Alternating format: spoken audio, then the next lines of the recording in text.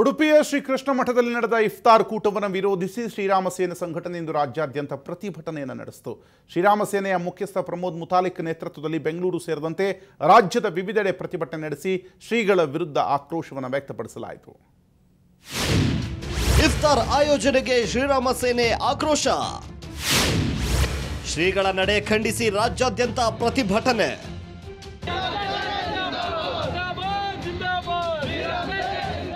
ಉಡುಪಿಯ ಶ್ರೀಕೃಷ್ಣ ಮಠದಲ್ಲಿ ಪೇಜಾವರ ಶ್ರೀಗಳು ಆಯೋಜಿಸಿದ್ದ ಇಫ್ತಾರ್ ಕೂಟಕ್ಕೆ ಶ್ರೀರಾಮ ಸೇನೆ ಆಕ್ರೋಶ ವ್ಯಕ್ತಪಡಿಸಿದೆ. ಶ್ರೀಗಳ ನಡೆ ಖಂಡಿಸಿ ಇಂದು ಶ್ರೀರಾಮ ಸೇನೆ ರಾಜ್ಯಾದ್ಯಂತ ಪ್ರತಿಭಟನೆ ನಡೆಸಿತು. ಬೆಂಗಳೂರಿನಲ್ಲಿ ಶ್ರೀರಾಮ ಸೇನೆ ಮುಖ್ಯಸ್ಥ ಪ್ರಮೋದ್ ಮುತಾಲಿಕ್ ನೇತೃತ್ವದಲ್ಲಿ ಪ್ರತಿಭಟನೆ ನಡೆಯಿತು.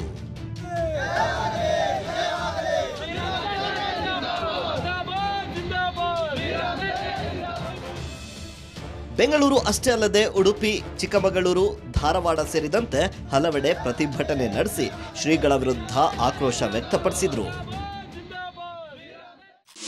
ನಮ್ಮ ಧರ್ಮ ವಿರೋಧವಾಗಿ ನಡ್ಕೊಂಡಿದ್ದಾರೆ. ಅಷ್ಟಲ್ಲದೆ ಅವರು ಇಫ್ತಿಯಾರ್ ಏರ್ಪಡಿಸಿ ಅಲ್ಲೇ ನಮಾಜ್ ಮಾಡೋಕ್ಕೆ ಅವಕಾಶ ಕೊಟ್ಟಿದ್ದು ನಾವು ಖಂಡಿಸ್ತೇವೆ. ಅದಕ್ಕಾಗಿ ನಾವು ವಿನೂತನವಾಗಿ ಪ್ರತಿಭಟನೆ ಮಾಡತ್ತೀವಿ. ಯಾಕಂದರೆ ನಮ್ಮ ಸಂಸ್ಕೃತಿನೂ ಭಜನೆ ಅದ, ಇವೆಲ್ಲ ಸಾಂಸ್ಕೃತಿಕ ಕಾರ್ಯಕ್ರಮಗಳದಾವೆ. ಇದ್ರ ಮೂಲಕ ನಾವು ಅವರಿಗೆ ತಿಳ್ಸಾಕತ್ತೀವಿ ಏನಂತೇಳಿ, ನಮ್ಮ ಸಂಸ್ಕೃತಿ ಇಂಥ ಸಂಸ್ಕೃತಿ ಐತಿ, ಇದನ್ನು ಪಾಲನೆ ಮಾಡಿರಿ, ಆ ಬಳಕ ಬೇರೆ ಸಂಸ್ಕೃತಿ ಪಾಲನೆ ಮಾಡ್ತೀರಿ, ಆ ಬಳಕ ಸೌಹಾರ್ದ ಮೆರೆಯುವಂತ್ರಿ ಅಂತೇಳಿ ಅವರಿಗೆ ನಾವು ಈ ಸಮಯದಲ್ಲಿ ಅವ್ರಿಗೆ ಈ ರೀತಿ ಕಾರ್ಯಕ್ರಮ ಮಾಡಿರಿ ಅಂತೇಳಿ ಮನವಿ ಮಾಡತ್ತೀವಿ.